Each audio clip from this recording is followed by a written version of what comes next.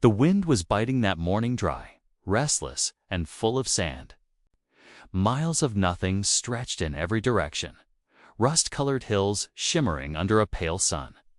A narrow road, barely holding itself together, cut through the terrain like an old scar, forgotten by time. Alongside it stood a weather-beaten station, half gas stop, half general store. There wasn't much here except a crooked sign swinging in the wind. A vending machine that hadn't worked in years, and a whole lot of silence. But something strange was coming. The desert somehow felt heavier that day, like the earth itself was holding its breath. No one saw it fall. No burst of light. No burning trail in the sky. Just a low, strange vibration in the ground that woke up a dust-covered mechanic sipping stale coffee near the back of the store. It had come silently, unnoticed, arriving not like a visitor, but like something returning. She stood and wiped her hands on her jeans, uneasy for reasons she couldn't explain. The lights above flickered for the briefest moment. Then everything went still again. And then the ground shuddered once, deep and slow like a whisper through stone. A single object. Smaller than a van, but shaped like nothing anyone could describe. Had punched itself into the desert floor 10 miles from town. Half buried in an empty flat stretching toward the hills, it hummed quietly. No smoke, no fire, no crew. Silver gray, riddled with veins that pulsed faintly in the scorching daylight. It sat motionless for almost an hour. Then it moved. It didn't unfold, or open, or rise. It simply grew. Slowly, at first. Tiny root-like structures pushed into the dirt, then split and stretched like fingers, looking for something. The surrounding soil darkened, pulsed, and began to change. Gray moss spread from the probe's base, creeping across the sand in all directions, turning the yellow soil into slick, unfamiliar ground. Little by little, the probe began reshaping the land around it, converting barren desert into a landscape that had never belonged on Earth. Back near the gas station, cell signals cut out. Radios turned to static. Power flickered and then died altogether. Something invisible pushed outward in waves, passing through people like tremors that had no source. When local ranchers finally noticed, they believed at first something natural had happened. Sinkhole, maybe, or an underground gas explosion. But the ones who went out to investigate either came back pale with nothing to say, or didn't come back at all. By day 3, the object had transformed everything within a mile of its location. The dry sand had turned wet and black, sprouting slick columns like coral pushing through tides of vapor. Strange hums echoed at night-deep tones that made the chest vibrate and dreams turn sour. Wildlife disappeared. A coyote was found lying motionless beside the blackened ground, eyes wide but unfocused, like it had seen something too vast for its mind to hold. And then more people came. Not authorities, not at first. Word spread the way it always did these days. Grainy videos. Messages on obscure forums, blurry drone footage posted by thrill seekers. A few claimed it was a hoax. Others thought it was just a new military experiment. But one thing became clear, wasn't stopping. The thing was still growing. A small team of scientists found their way to the edge of the zone, setting up rough equipment and tents under the relentless sun. None had clearance, but none were waiting for it. They came because what they saw scared them more than not knowing.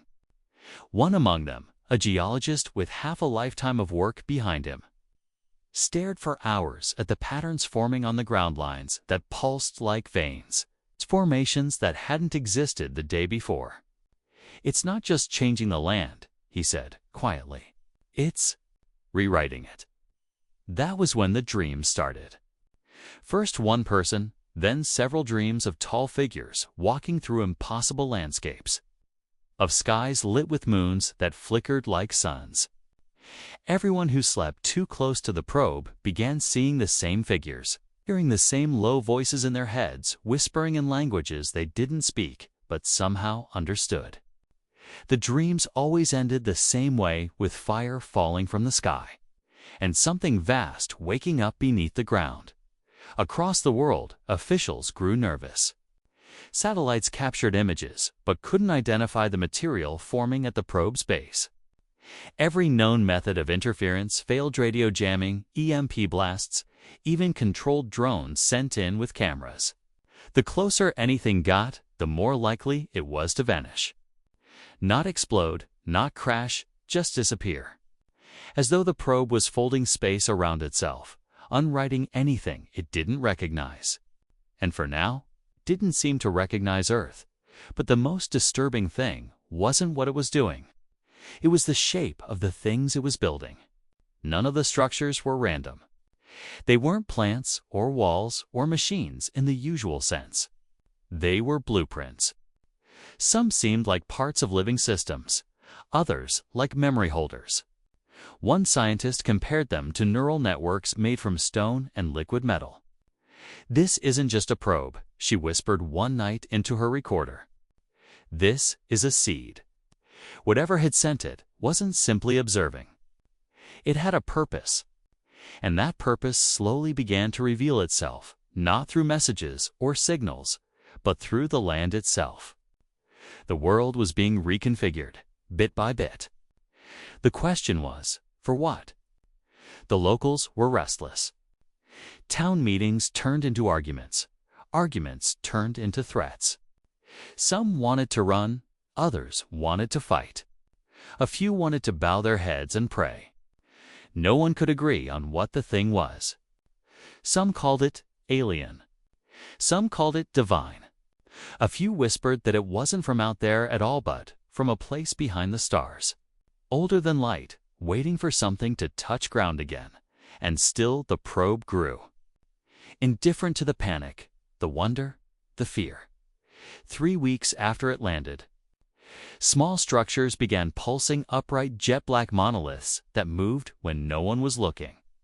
They lined themselves up with perfect mathematical precision, forming patterns too massive to see from the ground, something akin to a machine simply running its course. But toward what no one knew.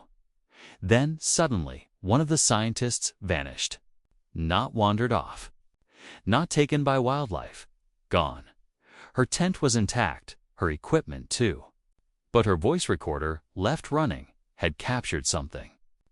A rustle, a scream, and then that deep hum again, rising like a chant, one note at a time, until the recorder went silent. It lasted just 13 seconds. That was all it took. Authorities arrived in force 2 days later, sealing off the area completely. Nothing got in. Nothing came out. But the probe didn't care. It continued its work in silence, reshaping the landscape, preparing something ancient. And on the 21st night, as stars spun over the alien grove, now rooted in America's forgotten desert, a low rumble split the sky, not thunder, not planes, but something rhythmic. From the horizon came lights, not from our world, and not from space either. The ground trembled again, harder than before. Dust rose in clouds. The monoliths sang, and something beneath the sand moved. The probe had not come alone, and whatever it had built here was finally ready to open. The lights on the horizon came with a rhythm flashing low against the desert hills like distant thunderclouds crackling, but with no sound to match. Just that deep, constant hum from the probe and a rattle in the ground that came and went in eerie pulses. The air itself was different, now heavier, charged. You didn't breathe it. You wore it. Like a jacket soaked with something invisible. No one at the perimeter spoke much anymore. No jokes, no theories tossed around like before. Everyone felt it. Something was coming, a few miles from the core of the transformation zone. The research tents still clung to the edge of the blackened terrain, though more than half the team had left. Some walked away in the early hours without a word. One man drove until his truck ran out of gas. then kept walking barefoot down the old highway, eyes wide, whispering to himself in a tongue that didn't match any known language. His boots were still sitting beside his sleeping bag days later. Untouched, the local authorities tried to regain control, fencing off miles of land, warning off media and scavengers. But they didn't dare step too close either. Drones continued to vanish the moment they crossed a certain distance, a silent line no one could see, but everyone knew was there. One step too far, and the rules of the world seemed to change. Only a skeleton crew remained: scientists, technicians, and a few volunteers who couldn't look away, drawn to the thing for reasons none of them could completely explain. They didn't talk about it aloud, but it showed up in the spaces between words. The way they stared at the probe's growth, hypnotized. The way no one could bring themselves to sleep near it without seeing dreams that didn't belong to them. Among them was a woman who once taught physics at a state university, someone practical, once known for dismantling conspiracy theories on the radio. Now she barely spoke unless she was recording an update. Her notes had shifted from measurements and materials to philosophical questions.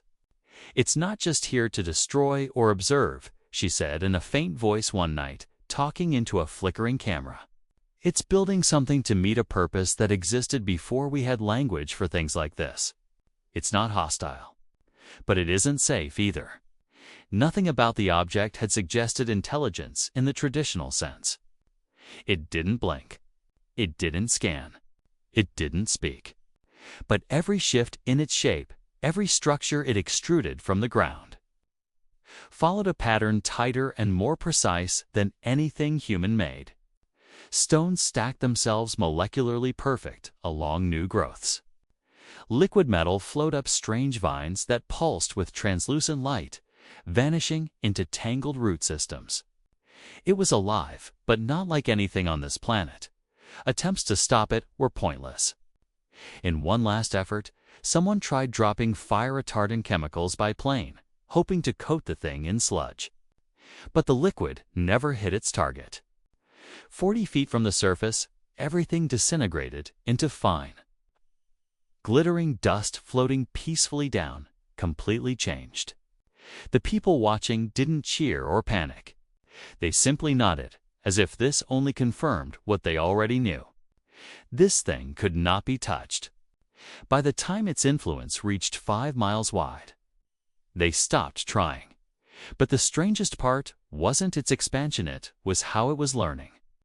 Each new formation adapted to the environment with terrifying precision, countering wind, redirecting heat, even drawing small amounts of groundwater from previously dry depths, like a machine with a perfect sense of balance and time. A machine that had already mapped the future and was reshaping the present to fit it. And still, no message, no broadcast. No signal beamed into the sky, just the hum. Just the flickering, silent towers made from materials that didn't exist on the periodic table. And that motion beneath the crust, low, not seismic, but movement. Something big, something buried. The lights in the sky returned the next night.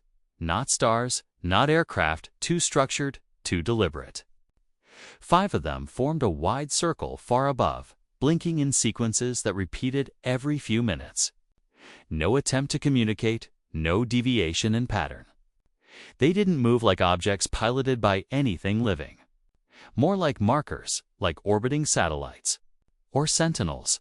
The group crowded together again that night, huddled under tents and makeshift shelters, pressing close around an old laptop, feeding on backup power.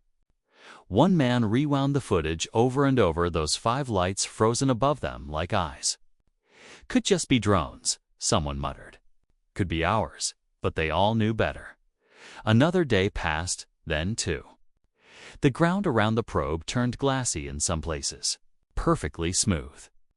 Reflective, but with a strange delay, like standing in front of a mirror that remembered you from a second ago.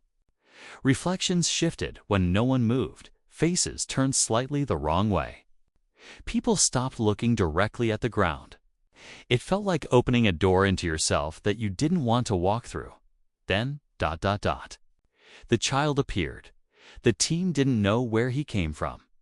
No reports of missing kids. No tracks. Just suddenly, they're standing 30 yards from the edge of the growth, barefoot and dust-covered. No older than 10. Blank stare, eyes like polished slate. He didn't speak.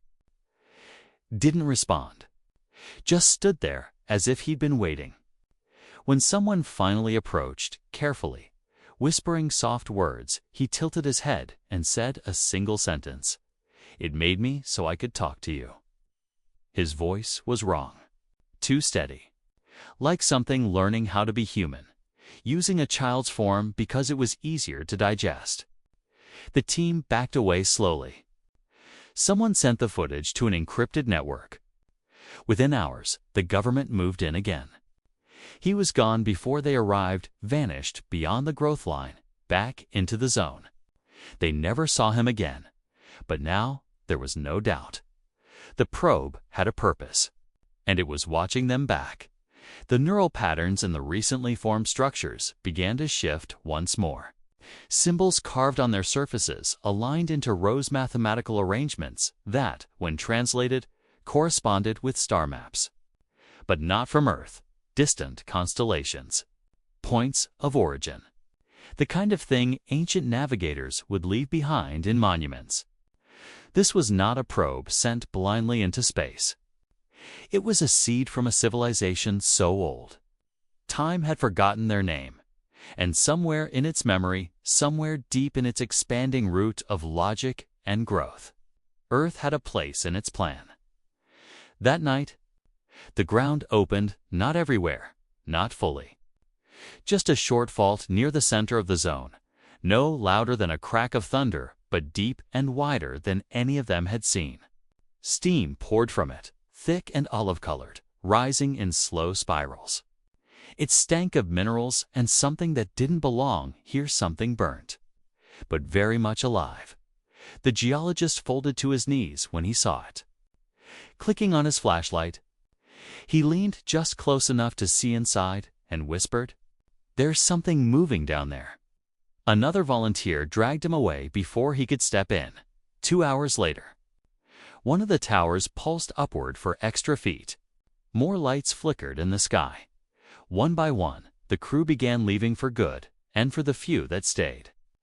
They stopped sleeping, not because of the dreams. Those had become bearable in the oddest way because there was something different in the silence now. The hum had deepened, not louder, just lower.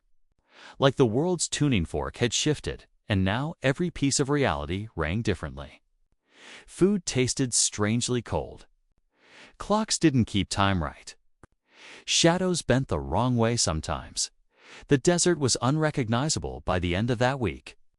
Once wide and flat, it was now covered with twisting towers, columns of scarred glass, and slow, creeping pulses of dark moss that swallowed everything man-made. Roads, fences, machines, gone. Even the nearest cliff had begun to change, forming clean angles cut with unnatural precision. Geometry doing things no geometry should. People stopped asking questions. The ones still watching from afar didn't want answers anymore. Because the truth was becoming clear. The probe was still growing, still building, and it was only the beginning. In the nearby town, what was left of it, any way life had folded in on itself. Streets once filled with idle traffic and the soft buzz of afternoon chatter now stood empty. Shops were shuttered. Power outages had become routine. And the people, those who hadn't fled, walked with a quiet caution, casting glances toward the horizon like it had grown teeth. The desert no longer looked like a place on Earth, through binoculars, on days when the heat wasn't too thick. The townsfolk could see the strange towers moving, winding in slow, deliberate spirals that rose or sank depending on the time of day. At night, their lights flickered rhythmically, like a breathing organism exhaling stars. Almost no one went out that far anymore.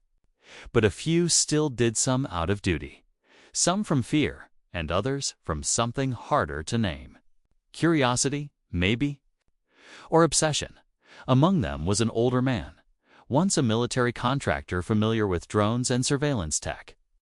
He'd been retired and quiet for years, content to fix broken radios and give kids old war stories for free milkshakes. Now he spent his days trying to map the zone as it grew. Every night he would mark a new point on hand-drawn maps, trying to chart how the structures moved, changed, and communicated. He had boards covered in string, photos pinned under thumbtacks, and blinking LED models crudely fitted together with spare wires. Nothing made sense. The shapes did not obey gravity. Their positions changed even when they shouldn't be able to. But some kind of message was forming through it all. He was sure of it. The towers dance, he told a small group gathered around a buzzing generator one night. They react to each other. Each one only moves when another moves. That's communication. I don't care if it looks alien, it's still logic. They listened, but they didn't know what to do with his words. Nobody did. Out at the edge of the town, there was another station temporary command post, they said. But the uniforms were vague about who they reported to. No logos, no color patches, just black tactical gear and cold stares. They didn't speak much to the townsfolk. Only asked questions. How many people had gone missing? Did anyone have recent health problems? Headaches? A sense of being watched? Even the most skeptical folks had begun to feel it now, that prickling in the back of the neck when standing too close to an open window.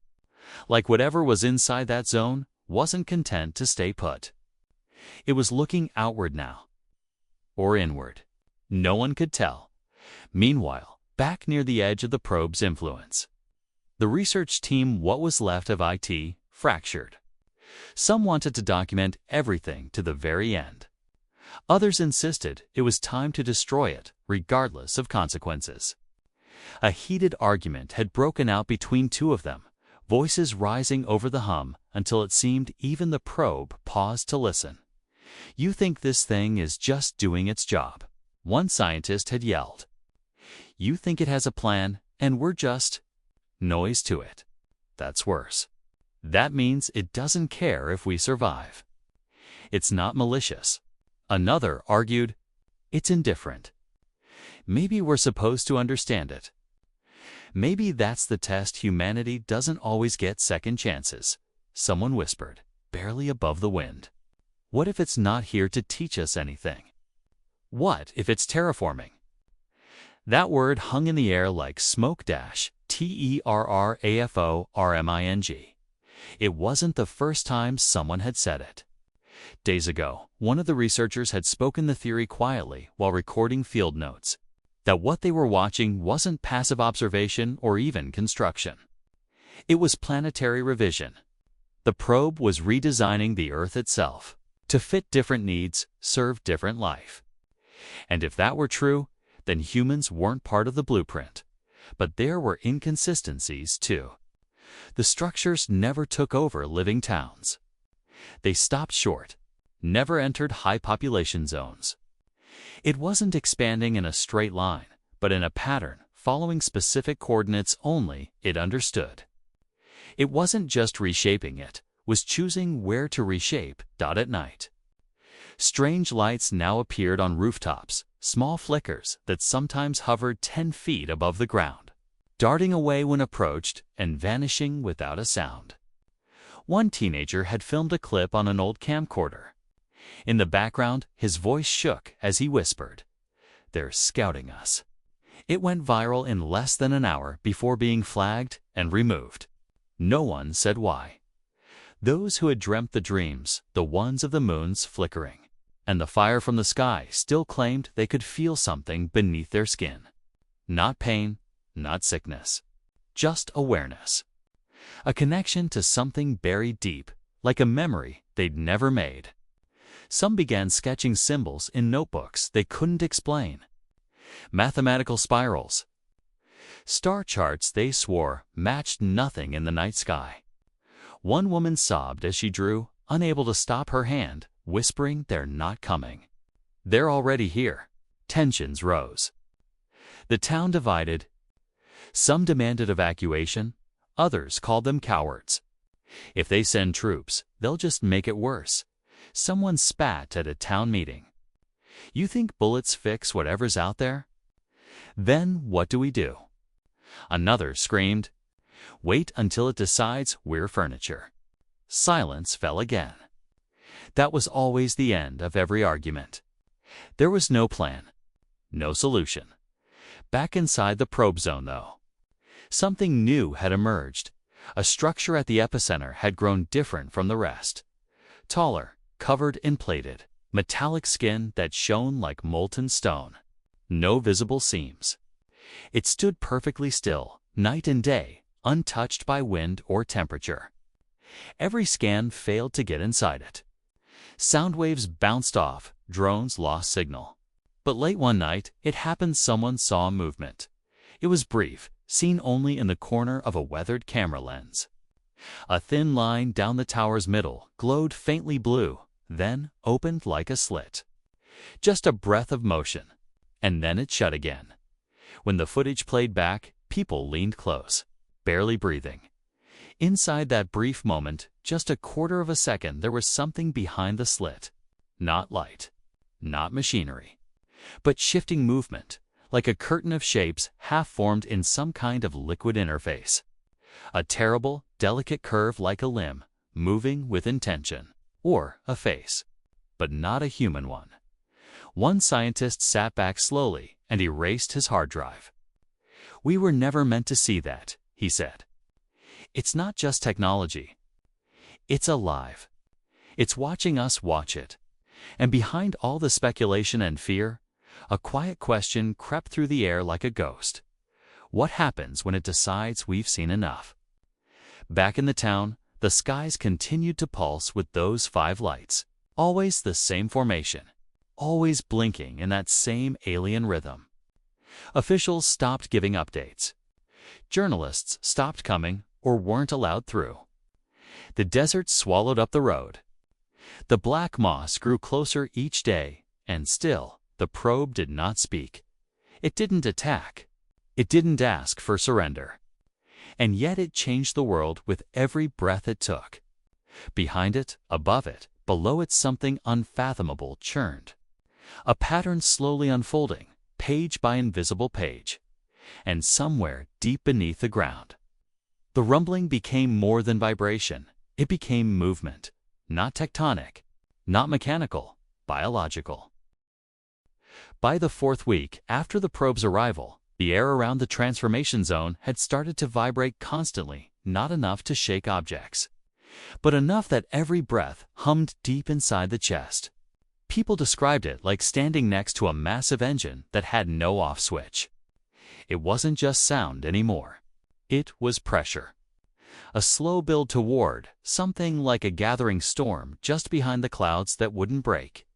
Yet, nobody slept well. Those who lived near the edge of the zone had developed nosebleeds, migraines, random episodes of confusion. One woman drove 3 towns over in the middle of the night, barefoot and glassy-eyed, and couldn't explain how she got there. "It called me," was all she said. The perimeter around the area had grown sharper.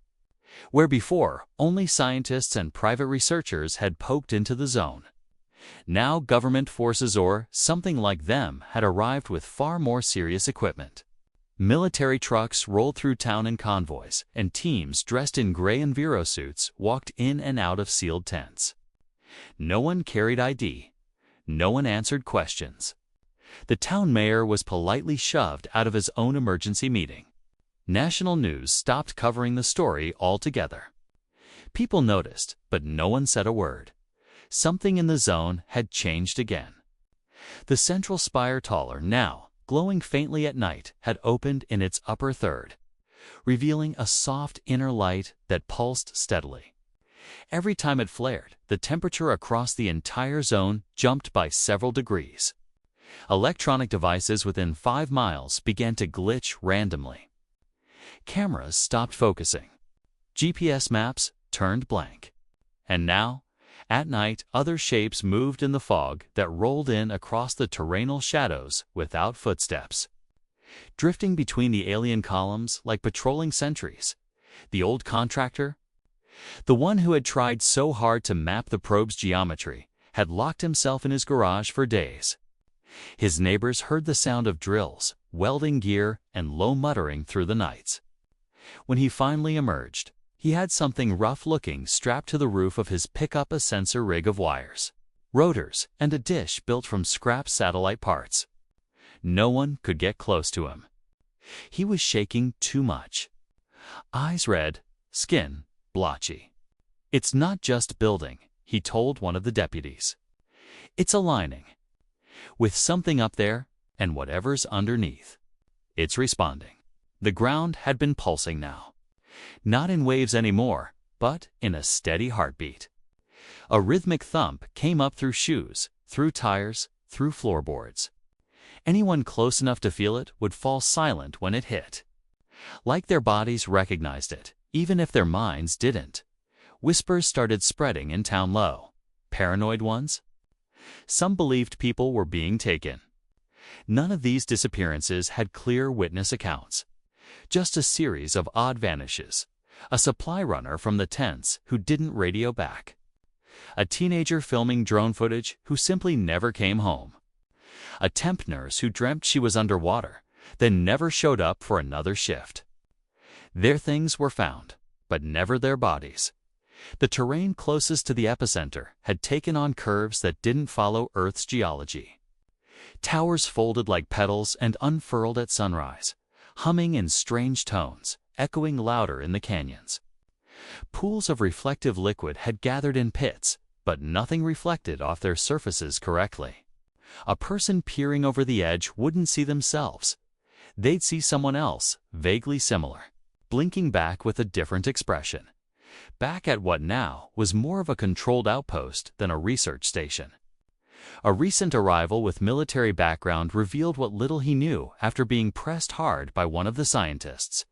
"There's been signal interference traced from up there," he said, nodding to the stars. "Not intercepted." Echoed. Like something in orbit is mirroring Earth's radio noise. But it's not bouncing it back. It's rearranging it, and the probe. Someone asked. He hesitated. His face said more than his answer. "We don't think that thing landed here." "What do you mean?" "We think it woke up, like it had been buried, waiting." That idea that the alien probe hadn't arrived from space, but had been waiting underground. Dormant for God knows how long, spread like fire among those still camped at the edge. It explained the absence of arrival footage, the way the landscape collapsed around it instead of burning. Maybe it wasn't sent here recently, but left here, planted, seated like a time capsule by something ancient. And now, something had triggered it to finally rise. But the biggest change happened on the 32nd day. It started with the sky. The usual sunset clouds broke just before dusk, revealing 5 blotches in the sky darker than storm clouds too high to be weather.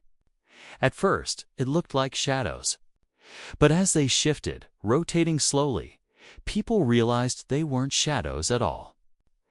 They were ships, massive, geometric, and far too still. Stationary but somehow moving, like objects trapped between dimensions. One young observer, formerly a climate analyst, guessed they were in high-atmosphere orbit. Perfectly silent. Shortly after, the central spire in the desert pulsed a deep, violet light. For the first time, it emitted sound loud enough to break the quiet, a layered, harsh tone, like a chorus of horns echoing backward. Something in that sound pushed people to their knees. It lasted 13 minutes, and that same night, the dreams came back, stronger than ever. Every person who had camped near the zone described the same impossible dream. A giant chamber underground, filled with pillars that didn't support anything physical but thoughts, memories, entire lives. And inside this chamber, something not human stirred. Not evil, not kind, just Awaked, only a small group of researchers remained active by morning. The rest had either quit or been escorted away by men in full armor and black masks. It was no longer a research operation. The site had changed hands. It was now an observation point. And no one argued when they put up motion detectors, sonic fences, and tall towers with blinking red lights. The central mystery, the alien probe itself, was beginning to shift more rapidly now. The black moss around it had reshaped the land completely, turning rock into strange crystal-like shell. Trees grew in lines that followed the same geometry traced in the monoliths. Hollow spirals formed out of stone, nested within one another like seeds never meant for this climate. Birds flew around the area. Insects avoided it completely, and then came the sound. It started low and grew across hours, like chimes.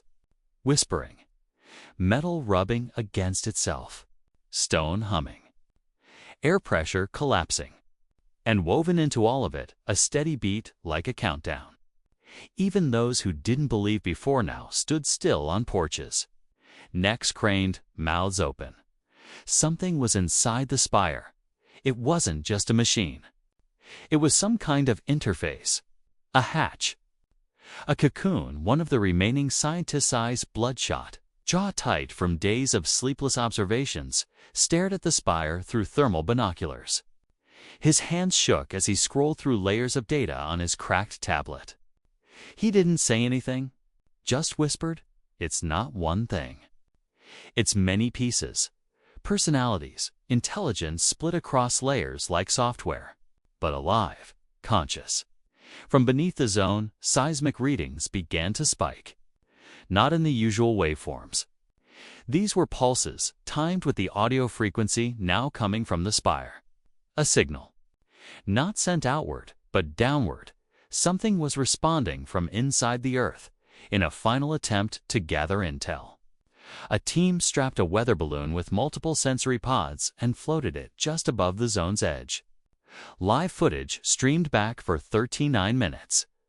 It recorded shapes in the spire's hollow top, moving faster now. Hooked arms. Liquid tendrils.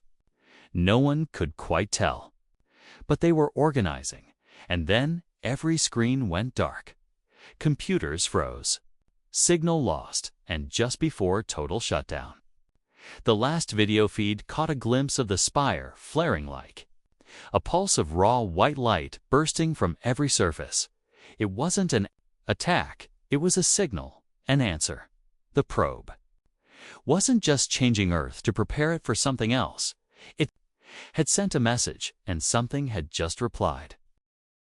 The light from the spire held for nearly an hour, glowing like a second sun had bloomed out in the desert.